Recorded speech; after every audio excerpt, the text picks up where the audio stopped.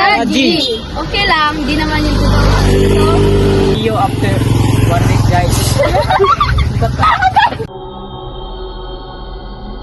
Good morning guys! As you can see, kakagising ko lang. And today is the day!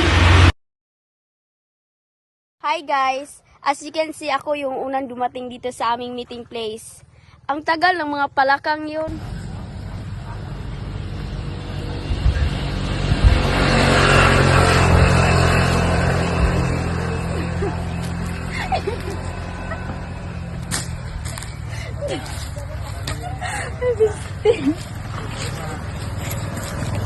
Hi guys! Sorry, we're late. It's okay. It's okay. Ang tagal. So guys, papunta na kami ngayon sa abandonadong bahay. So let's go, tara!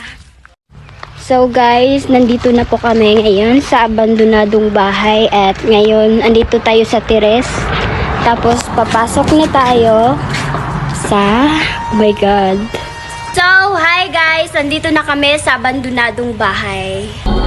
Sino yun? Wala naman ako nakita. Sino ba yun? So guys, nakakapagod yung araw namin at for today, babay muna kasi matutulog na kami. Bye-bye!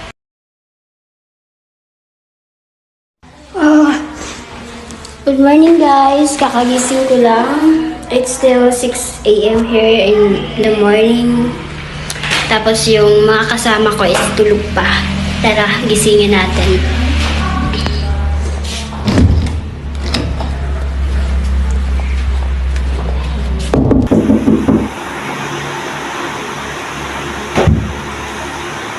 As you can see, tulog pa sila.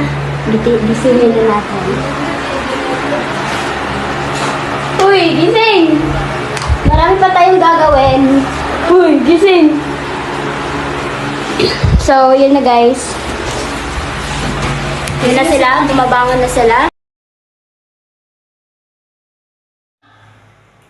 Meron kaya pagkain dito? Nagugutom ako.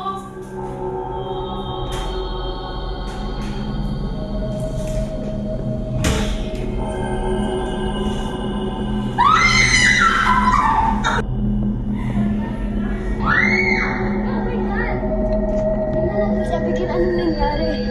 Abigail! Bakit? Anong nangyari? Bakit? Anong meron? Wala naman na. Anong nangyari? Ba't ano ang nakita mo? Tara na, Abigail. Dito ay hindi na nakakapagsalita si Abigail dahil sa kanyang takot. Siya lamang ay tulala at parang walang imik.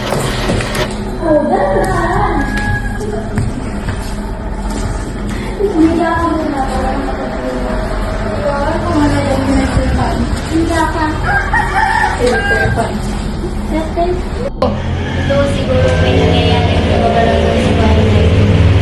Alis naman kaya tayo. Huwag. Hindi naman. Naniwala na may nilo dito. Dito ay nag-iisip si Giovanni kung dapat ba silang manatili o dapat na silang umalis. Nang biglang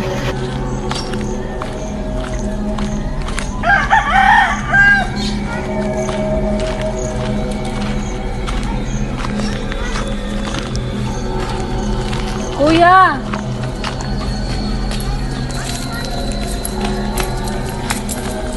Alam niyo po bang napakadelikadong bahay naman?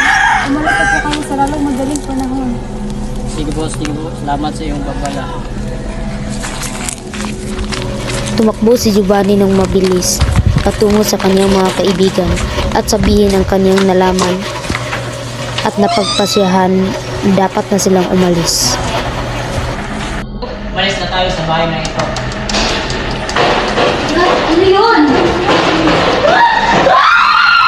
Amigin! Tara!